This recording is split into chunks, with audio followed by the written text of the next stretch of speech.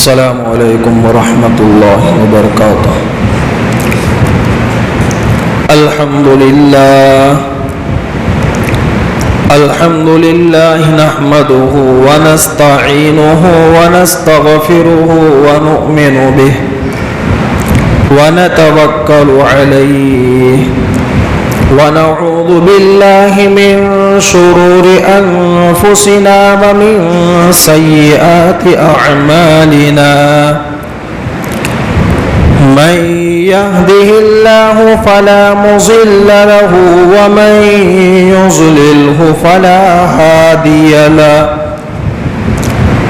ونشهد أن لا إله إلا الله وحده لا شريك له ونشهد أن سيدنا وسندنا وحبيبنا وشفيعنا ومولانا وأولانا محمدا عبده ورسوله فأعوذ بالله من الشيطان الرجيم بسم الله الرحمن الرحيم لا أقسم بيوم القيامة ولا أقسم بالنفس اللوامة وقال سبحانه وتعالى ألا بذكر الله تطمئن القلوب صدق الله العظيم۔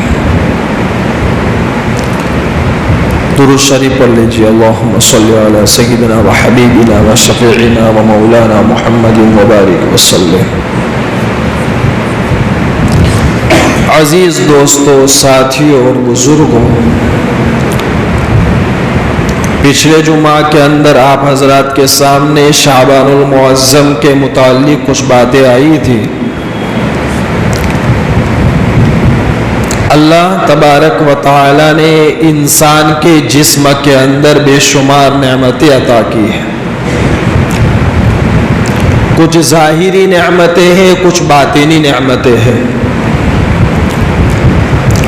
ظاہر میں جو نعمتیں ہیں انسان اس کو ہر وقت دیکھتا ہے اور اس کو استعمال کرتا ہے، اس کو کام میں لیتا ہے،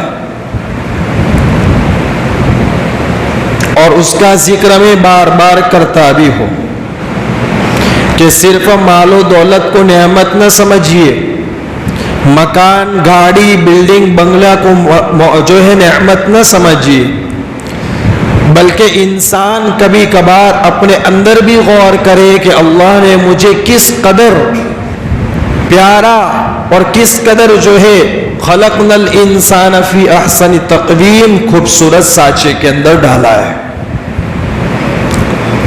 ہاتھ، پاؤں، ناک، کان، یہ تمام کی تمام ظاہری نعمتیں ہیں۔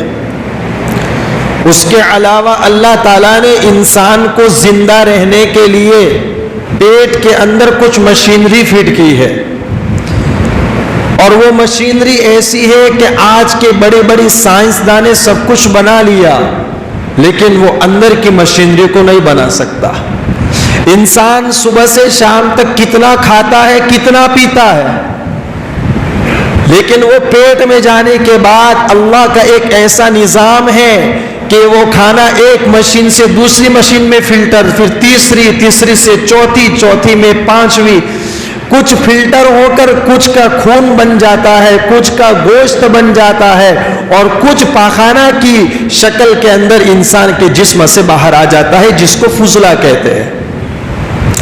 انسان پانی کتنا پیتا ہے، گرمی کے اندر نہ معلوم کتنا لیٹر پانی پیتا ہوگا۔ اس پانی کے اندر بھی اللہ تعالیٰ نے ایسی مشینری رکھی ہے کہ اس مشین کے ذریعے کچھ پانی انسان کے جسم کا حصہ بن جاتا ہے، اور کچھ چیزیں جو ہے پیشاب کا رنگ بن کر پیشاب بن کر جو ہے پیشاب کے راستے سے نکل جاتا ہے۔ یہ اللہ کی بہت بڑی نعمت ہے۔ مفتی تقی عثمانی صاحب بہت بڑے عالم دین ہیں پڑوس ملک کے، اللہ تعالیٰ حضرت کے سائے کو ہم پر باقی رکھے۔ حضرت تقی صاحب فرماتے ہیں کہ ایک بہت بڑے کڈنی کے اسپیشلسٹ ڈاکٹر سے میں ملا کہ تم تمام چیزیں کر لیتے ہو، سمجھے کہ نہیں، تو آخر ایک جگہ سے دوسری جگہ ٹرانسفر بھی کر لیتے ہو. تو بولے جب آج کی سائنس نے بہت کچھ ترقی کر لی، تو اس نے کہا جو اسپیشلسٹ ڈاکٹر تھا کہ حضرت اللہ تعالیٰ نے جو گردے اور کڈنی کا جو اللہ تعالیٰ نے جو نظام چلایا ہے، اس کے اندر ایک باریک یعنی جالی ہوتی ہے جو تمام چیزوں کو فلٹر کرتی ہے. دنیا کی تمام چیزیں سائنسداں بنا لیں گے، لیکن وہ باریک جالی ہے، جو باریک جالی اللہ نے اس پیٹ کے اندر رکھے، اس کا کوئی دنیا کا طاقتور انسان نہیں بنا سکتا ہے. ایک مثال نہیں، ایسی ہزاروں مثال ہے. اللہ نے دھڑکنے والا دل دیا کہ اگر وہ دل اپنی دھڑکن کو بند کر دے تو انسان کا آخری وقت آ جاتا ہے. تو حدیث پاک کے اندر آتا ہے کہ جو دل اللہ نے دیا، اس دل کو اللہ کی یاد سے منور کرو، اس دل کے اندر اللہ کا خوف پیدا کرو، اس دل کے اندر اللہ کا ڈر پیدا کرو، اس دل کے اندر اللہ کا تقوی پیدا کرو. دل جتنا نورانی ہوگا، اللہ اعمال پر چلنا انسان کے لیے آسان کر دے گا. کافروں نے اللہ کے رسول کے زمانے کے اندر موت کے بعد کی زندگی کا انکار کر دیا. بولے انسان مر گیا تو ختم ہو گیا. ہم کہتے ہیں کہ انسان نے آنکھیں بند کر دی تو ایک نئی زندگی کی شروعات کر دی، اور ایسی نئی زندگی کی شروعات کر دی کہ وہ زندگی لامحدود ہے، ہمیشہ سے رہنے والی ہے. دنیا کی زندگی فنا ہونے والی ہے. 50 60 70 اللہ کے رسول صلی اللہ علیہ وسلم نے ارشاد فرمایا میری امت کی عمریں زیادہ سے زیادہ 73 70 سال کی ہوگی، اس سے زیادہ نہیں. اگر اس سے زیادہ کوئی جیتا ہے تو سمجھو کہ میں فوگڑ کے اندر جی رہا ہوں. تو دنیا کی زندگی فانی، انسان مر گیا تو یہ نہ سمجھے کہ اب زندگی میری پوری ہو گئی. ایک ایسی زندگی آنے والی ہے، اور اس زندگی کی شروعات قبر کے گڑھے سے ہوگی اور آخرت کی لامحدود زندگی تک جائے گی. لہذا عزیز ساتھیو، اللہ نے یہ جو دل رکھا ہے، حدیث میں آتا ہے اذا صلحت صلح الجسد كله واذا فسدت فسد الجسد كله الا وهي القلب، کہ جب اس کا نظام صحیح سالم چلتا ہے تو سمجھ لینا پورے ہاتھ پاؤں صحیح سالم چلیں گے. اگر دل صحیح ہے، دل تندرست ہے، دل جو ہے دل کے اندر دنیا بھری ہوئی نہیں ہے، دل کے اندر بیماری نہیں ہے، تو میرے عزیز ساتھیوں انسان کا اللہ کے احکام پر چلنا آسان. اگر اس دل کے اندر بگاڑ آ جاتا ہے، دنیا کے اعتبار سے بھی دیکھ لو، اگر دل کے اندر کوئی پرابلم ہو جاتا ہے تو جسم کے دوسرے اعضاء بھی اس کی وجہ سے متاثر ہوتے ہیں. اگر دل کے اندر گناہ کا میل بل گیا، گناہ کا زنگ بھر گیا، تو سمجھ لینا کہ انسان کو پھر عبادت کے اندر دل نہیں لگتا. تو آج چونکہ ہم تمام کے تمام ان چیزوں کے محتاج ہیں، اس لیے کچھ باتیں آپ کے سامنے میں عرض کر دو.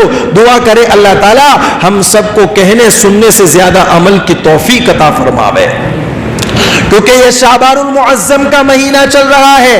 آج 7 شعبان المعظم، آئندہ جمعہ کے دن 14 شعبان المعظم آئے گی، جس کو ہم شب رات کہتے ہیں، جس کے اندر ہم عزیز ساتھیوں دوستو جو ہے رات جاگنے کی رات جس کو بولتے ہیں، پابندی کے ساتھ ہم جاگتے ہیں. سمجھے کہ نہیں؟ کچھ لوگوں کا جاگنا عبادت کے اندر گزر جاتا ہے، اور کچھ لوگوں کا جاگنا چائے اور کافی اور نہ معلوم پکوڑوں کے اندر گزر جاتا ہے.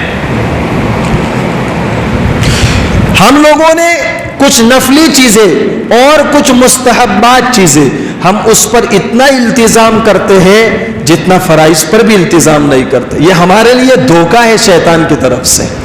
میں نے جیسے رجب کے اندر کہا تھا کہ 27 رجب کا روزہ شریعت کے اعتبار سے ثابت نہیں ہے. ایک شخص مجھے ملا کہ مولانا آج 27 رجب ہے، حالانکہ مجھے معلوم تھا 27 رجب. میں نے کہا مجھے نہیں معلوم. بولے تم مولوی ہو کے کچھ خبر نہیں رکھتے ہو. میں نے کہا مجھے روزہ رکھنا نہیں تو کہاں سے خبر رکھوں گا؟ مجھے ماننا ہی نہیں کہ آج جو ہے معراج کی رات ہے. اس میں بھی اختلاف ہے. اب کچھ لوگ ایسے روزوں پر اتنا التزام کرتے ہیں کہ پابندی کے ساتھ رکھتے بھی ہیں.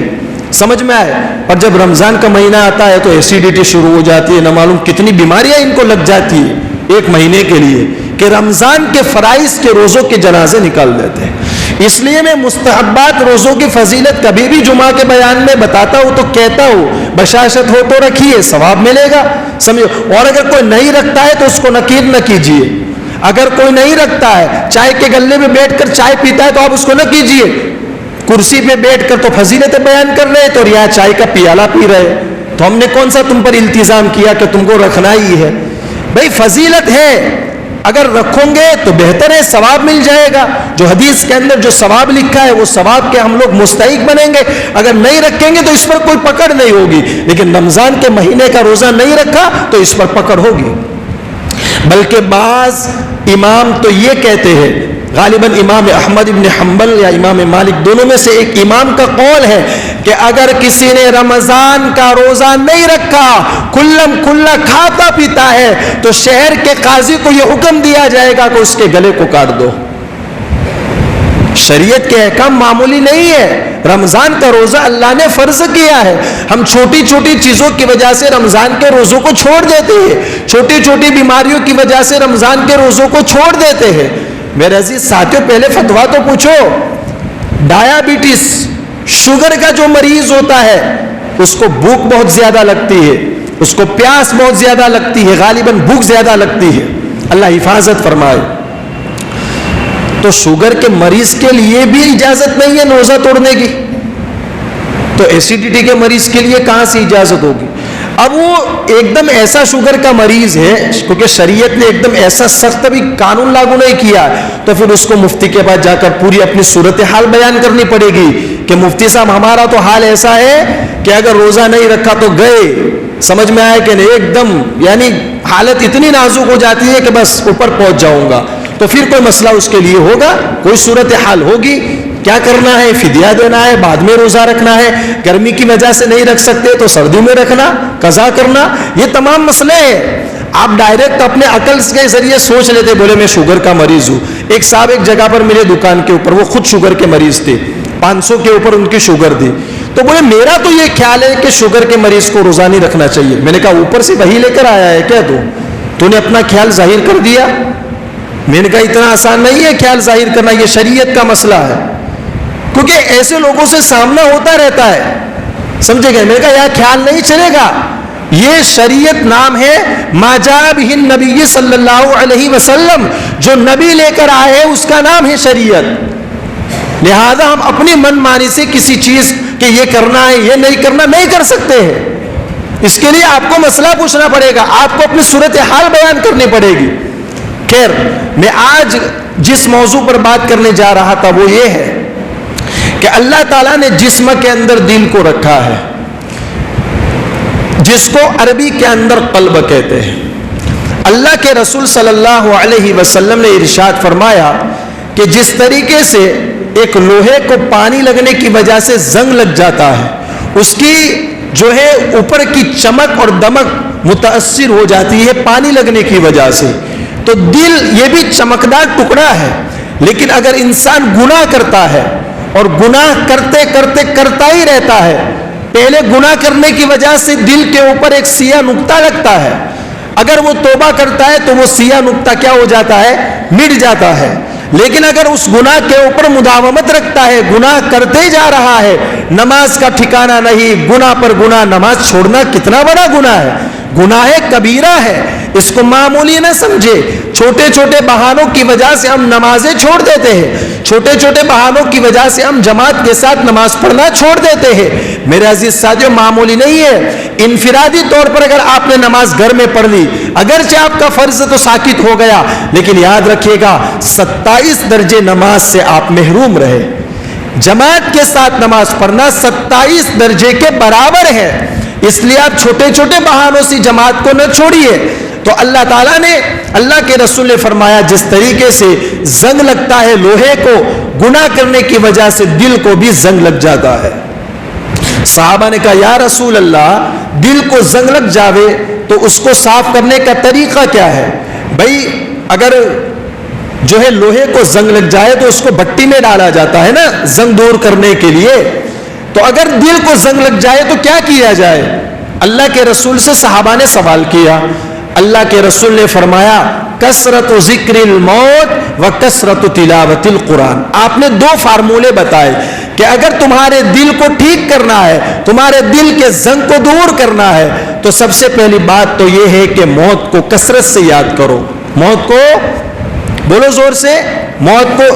دیکھو میرے ساتھ بولتے رہوں گے تو شاید سبق یاد ہو جائے گا, سبق یاد ہو جائے گا تو گھر جا کے فیملی کو بھی پڑھا پاؤں گے آپ. کثرت یہ بیان نہیں ہے, یہ سبق ہے.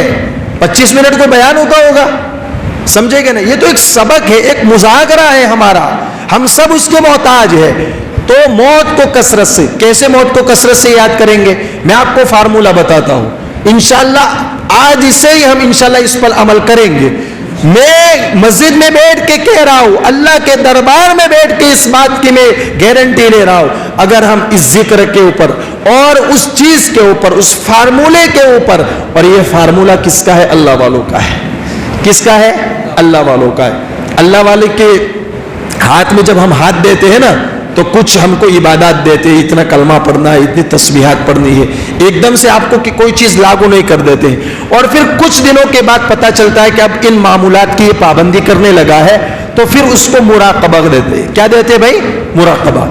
تو رات کو موت کو کیسے یاد کرنا ہے؟ کتابوں میں لکھا ہے کہ جب تم رات کو بستر پہ جاؤ, اب رات کو بستر پہ گئے, آپ نے بستر پہ جانے کے بعد بستر کو جھاڑ دیا سنت کے طریقے کے مطابق, آپ نے معمولات پڑھ لیے. اب رات کو کوئی لائٹ چالو کر کے تو سوتا نہیں نا بھائی, گڈ نائٹ چالو کر دیتا ہوگا, چھوٹی سی لائٹ کہ جس کی وجہ سے نیند کے اندر خلل اندازی نہ ہو. اب ایک دم اندھیرا ہو گیا کمرے کے اندر, اب بیٹھ جاوے تھوڑی دیر کے لیے, سوچے کہ گویا میں قبر کے اندر چلا گیا ہوں, اندھیرا ہو گیا ہے, قبر کی کوٹھڑی میں سو گیا ہوں, پتھریلی زمین پہ میں سونے والا ہوں, ابھی رشتہ دار نہیں ہے, باپ پاس میں نہیں ہے, بیٹا پاس میں نہیں ہے, گویا مجھے قبر کے اندر سلا دیا گیا ہے. ایک قبر تو تنہائی ہے, سوچے تھوڑی دیر کے لیے, قبر تو تنہائی ہے, ہاں تو بہت زبردست چیز ہے. یہاں نہ ساتھ میں روشنی آئی, نہ ساتھ میں پنکھا آیا, نہ ساتھ میں اے سی آئی, میں تو نرم نرم بستروں کے اوپر سونے والا تھا, آج تو میں پتھریلی زمین پر سو گیا. انسان تھوڑی دیر کے لیے دماغ سے احساس کرے گا تو آہستہ آہستہ رونا شروع ہو جائے گا, آنکھوں میں سے آنسو آ جائیں گے. جب انسان موت کو سوچتا ہے تو اس کے دل کو کیا کر دیتے؟ اللہ نرم کر دیتے ہیں. اور پھر یہ سوچے کہ اگر میرا رب مجھے دیکھ رہا ہے, اللہ کی عظمت اور جلالت کو دیکھ کر بھی اگر مجھے اس کا احساس نہیں ہوا, اس کا دل, اس کا ڈر, اس کا خوف, اس کا تقوی میرے دل میں نہیں آیا, تو میرے عزیز میرے سے زیادہ بدبخت کون ہوگا؟ اگر میں ان تمام چیزوں کو سوچنے کے بعد اللہ کی عظمت و جلالت, اللہ کا خوف میرے دل میں آ گیا, تو قبر ہے قبر, تو مجھ سے سوال کرے گی تیرا رب کون ہے, تو میں کہہ دوں گا ربی اللہ, میرا رب اللہ ہے. یہ کب پیدا ہوگا؟ کہ جب میں تیرا ڈر, تیرا جو ہے تقوی, تیرا خوف میرے دل کے اندر بھروں گا. تو ایک قبر جب تو مجھ سے سوال کرے گی تیرا رب کون ہے, تو میں فوراً جواب دے دوں گا کہ میرا رب اللہ ہے. اس کو مراقبہ کہتے ہیں. دل کے اوپر جب لائٹ بند ہوگی, اس لیے اللہ والے بھی مراقبہ کرواتے ہیں نا, تو مساجد کی لائٹیں بند کروا دیتے ہیں. پھر کہتے ہیں کہ تھوڑی دیر کے لیے اپنے گردن کو جھکا لے, اپنے دل کے اوپر اپنے آنکھوں سے دیکھے اور سوچے آج صبح سے شام تک 24 گھنٹے کا وقت چلا گیا, میں نے اس کے اندر کتنے فرائض پورے کیے, کتنی سنتوں کو پورا کیا, کتنے واجبات کو پورا کیا, کس کو گالی دی, کس کو ستایا, کس کی غیبت کی, کس کا مذاق اڑایا, کاروبار کے اندر ڈنڈی ماری یا نہیں ماری, یہ تمام چیزیں سوچے. اگر ہم سے کوتاہی ہوئی, نماز چھوڑ گئی, تو روئے اللہ سے, اے اللہ بہت بڑا فرض تھا, تیرے منادی نے مجھے پکارا تھا, غفلت کی وجہ سے میں نے نماز نہیں پڑھی, اللہ میں قضا کر لیتا ہوں, ابھی نبی قضا کر لیتا ہوں. اے اللہ مجھے تو میری پکڑ مت فرمایا, کیونکہ ان اخذہ علیم شدید, ان اخذہ علیم شدید. دنیا کا منسٹر پکڑ لے گا, دنیا کا پولیس تھانے والا پکڑ لے گا, تو میں رشوت دے کر اپنے آپ کو چھڑا سکتا ہوں. اے اللہ تیری پکڑ بہت خطرناک ہے. ان اخذہ علیم شدید. تیری پکڑ سے پہلی قوم نہیں بچ پائی, قوم عاد نہیں بچ پائی, قوم سمود نہیں بچ پائی, قوم صالح نہیں بچ پائی, قوم شعیب نہیں بچ پائی. قوم شعیب نے کاروبار میں ڈنڈی ماری تھی, کاروبار کے ترازو کے اندر ڈنڈی مار کر لوگوں کو مال بیچا تھا. اے اللہ تو نے ان کو تہس نہس کر دیا, قوم عاد کو تو نے تہس نہس کر دیا، ہواؤں میں اڑا دیا۔ اے اللہ تو نے قوم سمود کو عذاب دیا۔ قوم عاد کون سی قوم تھی؟ وہ قوم تھی جو اتنی لمبی ترنگی تھی جیسے کھجور کے درخت ہوتے ہیں، کھجور کے تانے ہوتے ہیں۔ اے اللہ اتنی طاقتور قوم کو تو نے ہواؤں کے اندر اڑا دیا، تو ہم تو کچھ بھی نہیں ہے، اگر ہم تیری نافرمانی کریں گے تو تیری پکڑ ہم پر بھی آ سکتی ہے۔ یہ سوچے، یہ دل میں خیال لاوے، اے اللہ کب تک میں تجھے ناراض کرتا رہوں گا؟ کب تک میں اپنے بچوں کے حقوق مارتا رہوں گا؟ کب تک اپنے ماں باپ کو ناراض کرتا رہوں گا؟ کب تک بوڑھی ماں کو ستاتا رہوں گا؟ کب تک بوڑھے باپ کو ستاتا رہوں گا؟ کب تک بیوی کے حقوق مارتا رہوں گا؟ کب تک میں شراب پیتا رہوں گا؟ کب تک میں نمازوں کو چھوڑتا رہوں گا؟ تھوڑی دیر کے لیے انسان سوچے گا تو خود بخود اللہ کا ڈر پیدا ہوگا۔ تو سب سے پہلا کام کیا کرنا ہے؟ موت کو یاد کرنا ہے، جانا ہے، جانا ہے۔ کیونکہ اگر کسی کا جنازہ کندھے پر لے کے جاتے ہیں تو یہ نہ سمجھے کہ مرنے والے کو اس کی منزل تک پہنچانے جاتے ہیں، بلکہ مردہ خود مردہ ہو کر زندے کو اپنی منزل بتاتا ہے کہ آج تو میں جا رہا ہوں، کل ایک منزل تیری یہی ہوگی۔ دنیا کے بڑے بڑے لوگ پیدا ہوئے، کسی نے قرآن کا انکار کر دیا، کسی نے شریعت کا انکار کر دیا، کسی نے اسلام کا انکار کر دیا، کسی نے تو اللہ کا انکار کر دیا، لیکن جب موت کی باری آئی تو موت کا کسی نے بھی انکار نہیں کیا۔ قرآن کریم کے اندر اللہ رب ذوالجلال ارشاد فرماتے ہیں کل نفس ذائقۃ الموت، دنیا کے اندر نباتات، حیوانات، شجرات، جو بھی اللہ کی مخلوقات ہیں، ایک دن سب کو اس دنیا سے فنا ہونا ہے، اس دنیا سے موت کا ذائقہ چکنا ہے، موت کے منہ میں جانا ہے۔ یاد رکھنا جب بھی موت آئے گی، خدا کی قسم 1 منٹ یا بلکہ 1 سیکنڈ کی بھی تم کو مہلت نہیں دی جائے گی۔ سکندر بادشاہ نے بڑے بڑے ملک فتح کیے، ملک فتح کرتے کرتے ہی موت کا وقت آ گیا اور جو ہے دنیا چھوڑ کر چلے گئے۔ بڑے بڑے بنگلے والے، بڑے بڑے محل چلانے والے، حضرت شیخ نے فضائل اعمال میں قصہ لکھا ہے، بہت بڑا بادشاہ تھا جس کے ہاتھ کے نیچے بہت بڑے وزیر تھے، جس کے نوکر چاکر تھے، نرم نرم بستر کے اوپر سونے والا، عورتوں سے کھلواڑ کرنے والا، اپنی زندگی کو عیش و عشرت کے اندر گزارنے والا تھا۔ ایک مرتبہ دروازے کے اوپر دستک دی، وزیر آیا، اس شخص جو آیا تھا پرانا لباس پہن کر آیا تھا، چہرے سے فقیر جیسا لگ رہا تھا، کہا تمہارے بادشاہ سلامت کو بلاؤ۔ بولے فقیر تجھے شرم آنی چاہیے، بادشاہ سلامت کے دروازے پر ایسے فقیر نہیں آیا کرتے، اور بادشاہ بے وقت دستک دینے والوں کے پاس نہیں آتے۔ بولے جاؤ کہو، دروازہ بند کر دیا گیا، دوبارہ دستک دی، دوبارہ وزیر گیا، کہا بادشاہ سلامت نے غصے سے کہا یہاں سے ہٹ جانا ورنہ تم پر سزا لاگو ہوگی، تم کو پکڑ کر محل کے اندر لایا جائے گا۔ تیسری مرتبہ وہ شخص چلا گیا، وزیر چلا گیا، کواڑ بند کر دیا۔ تیسری مرتبہ دستک دی، کہا بادشاہ سلامت کو بلاؤ اور کہہ دو فقیر نہیں بلکہ اللہ کا بھیجا ہوا فرشتہ ملک الموت میں آیا ہو۔ جب وزیر نے جا کر بادشاہ سلامت کو کہا کہ ملک الموت بادشاہ سلامت تم سے ملنے کو چاہتے ہیں، بادشاہ سلامت کے حواس اڑ گئے، نرم نرم بستر بالکل سخت لگنے لگے، تمام ملکیت دماغ سے نکل چکی۔ بولے ایک کام کرو، اب آئے ہو تو کچھ مہلت دے دیجئے تاکہ میں ایک وصیت نامہ لکھ لوں۔ فرمایا اذا جاء اجلهم لا يستأخرون ساعة ولا يستقدمون، میں اللہ کا بھیجا ہوا ملک الموت ہو، جب کسی کا وقت مقررہ آ جاتا ہے تو اللہ کا فرمان گواہ ہے، اللہ کا قرآن گواہ ہے، 1 سیکنڈ اس کی آگے نہیں جا سکتی، پیچھے نہیں جا سکتی۔ اب وصیت نامہ نہیں لکھ سکتے ہو آپ، بہت کچھ آپ کے پاس میں وقت تھا۔ جب موت کا وقت آئے گا عام انسان بھی جائے گا, غریب بھی جائے گا, مالدار بھی جائے گا, منسٹر بھی جائے گا, حکومت سنبھالنے والا بھی جائے گا, ظالم بھی جائے گا, مظلوم بھی جائے گا, کیونکہ اللہ کا وعدہ سچا ہے. جب موت آئے گی تو ہر ایک کو پکڑ کر لے کر جائے گی. کوئی انسان بے وقوف یوں کہے, حضرت نوح علیہ السلام جب جو ہے اپنے قوم کو دعوت دی, کچھ لوگوں نے دعوت کو مانا, اللہ نے کہا اے نوح ایک کشتی بنا لو, اس کے اوپر سوار ہو جاؤ, میرا طوفان آنے والا ہے, جن لوگوں نے آپ کو ستایا ہے میرا طوفان ان کو برباد کر دے گا. حضرت نوح علیہ السلام کے بیٹا ایمان نہیں لایا تھا, اس نے کلمہ قبول نہیں کیا تھا, بولے آپ کے طوفان سے مجھے کچھ ہونے والا نہیں, میں پہاڑ کے بلندیوں پر چڑھ جاؤں گا, میں پہاڑ کی چوٹیوں پہ چڑھ جاؤں گا. اللہ تعالیٰ نے اپنی قدرت کاملہ بتائی کہ جب میرا عذاب آتا ہے تم میری قدرت کو جانتے نہیں ہو, جب میرا عذاب آتا ہے تو پانی کا عذاب پہاڑ کی چوٹیوں کے اوپر سے کھینچ کر بھی ڈبو دیتا ہے. اور ہمارا ایمان ہے, ہمارا عقیدہ ہے کہ جب موت آئے گی, موت کے بعد قبر کے اندر ہمیں سوالات کے جوابات دینے ہیں. امتحانات کے پیپر کے سوال پہلے سے عام نہیں ہوتے.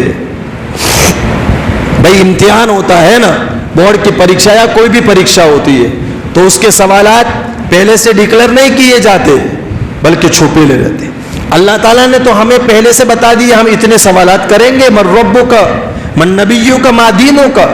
بس ان سوالات کی تیاری کر لو, اور ان سوالات کی تیاری یہی ہے اپنی زندگی کو صحیح موڑ پر لائے, اپنے دل کے زنگ کو ختم کرے. قرآن مجید کے اندر اللہ نے ارشاد فرمایا کلا بل ران علی قلوبہم ما کانوا یکسبون. جب بندہ گناہ کرتا ہے تو اس کے دل کے اوپر زنگ لگ جاتا ہے, کاٹ لگ جاتا ہے, میل لگ جاتا ہے. اب وہ میل کیسے صاف ہوگا؟ پہلا طریقہ وہی بتایا, رات کو سونے سے پہلے موت کو یاد کرنا ہے. کبھی کبھار یہ یاد کرو میرے سامنے میت رکھی ہوئی ہے, میں اس کو غسل دے رہا ہوں. یہ شخص وہ تھا جو طاقتور تھا, منو اٹھا لیتا تھا, لیکن آج ایک ایسے چارپائی پہ سویا ہے کہ وہ کروٹ بھی نہیں بدل سکتا, مجھے خود کو کروٹ بدلانی پڑ رہی ہے. سوچے. اور دوسرا طریقہ کیا ہے؟ دل کے زنگ کو ختم کرنے کا. عمل کریں گے انشاءاللہ. اللہ کے رسول نے فرمایا پہلا طریقہ تو ہے موت کو یاد کرنا, اور دوسرا طریقہ ہے کثرت کے ساتھ قرآن کریم کی تلاوت کرنا.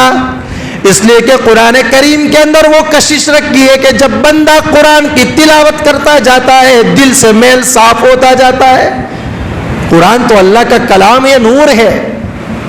قرآن اللہ کا کلام ہے, نور ہے. ہو ہی نہیں سکتا کہ تم قرآن کی تلاوت کرو اور تمہارے دل کی صفائی نہ ہوئے.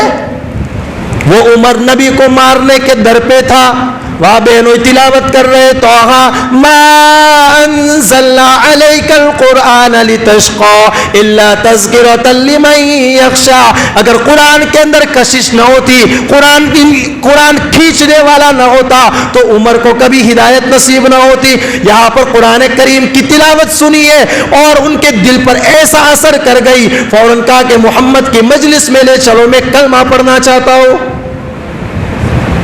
تو قرآن کی تلاوت کریں گے نہیں کریں گے؟ ارے جو لوگ قرآن پڑھے ہوئے ہیں وہ قرآن کی تلاوت کریں گے نہیں کریں گے؟ اور جو نہیں پڑھے ہوئے ہیں انگلی پھیرے. کتابوں میں لکھا ہے, سمجھے کہ ہم اپنے آپ کو چھوڑے نہیں. یہ بہانہ نہ کریں ہم قرآن نہیں پڑھے ہوئے. قرآن کھولے, اس کے ایک ایک آیت پر ہاتھ جو ہے پھیرتے جاوے, دانے ہاتھ کی انگلی پھیرتے جائے, سبحان اللہ کہتے جاوے. اور جو پڑھے ہوئے ہیں وہ پڑھے. بعض لوگ بیچارے پہلے زمانے میں پڑھے ہوئے تھے, وہاں الف بے تے پڑھاتے تھے, پہلے مجہول پڑھاتے تھے, تو وہ تھوڑا اٹک کے پڑھتے. حدیث میں آتا ہے پیارے آقا فرماتے جو اٹک کے پڑھتا ہے اس کو دوہرا اجر دیا جاتا ہے, اس لیے کہ اس کو اور مشقت پڑتی ہے پڑھنے کے اندر. اللہ کے خزانے میں کوئی کمی نہیں ہے, سبحان اللہ. تو پہلا کام رات کو سوتے وقت مراقبہ کرنا ہے. دوسرا کام تلاوت قرآن کو کثرت سے کرنا ہے. اور تیسرا کام جس کا قرآن ہمیں حکم دے رہا ہے, الا بذکر اللہ تطمئن القلوب. اگر دلوں کو مطمئن کرنا چاہتے ہو, دلوں میں سکون پیدا کرنا چاہتے ہو, چلتے پھرتے اللہ کا ذکر کرو. اللہ کے ذکر کے اندر وضو کی ضرورت نہیں, غسل کی ضرورت نہیں. چلتے رہو، پڑھتے رہو، دکان پہ بیٹھ کے بھی سبحان اللہ اللہ اللہ کرتے رہو، نستغفر اللہ پڑھتے رہو، درود پاک پڑھتے رہو، اس کے اندر کوئی وضو کی ضرورت نہیں. سورج طلوع ہونے پر بھی پڑھتے رہو، غروب ہونے پر بھی پڑھتے رہو، اس کا کوئی مکروہ وقت نہیں آتا ہے. کریں گے انشاءاللہ. اللہ تعالیٰ مجھے بھی، میں بھی گنہگار ہوں، مجھے بھی صحیح اپنے دل کی صحیح اصلاح کی توفیق عطا فرمائے، اور ہم سب کو بھی توفیق عطا فرمائے. وآخر دعوانا ان الحمد للہ رب العالمین.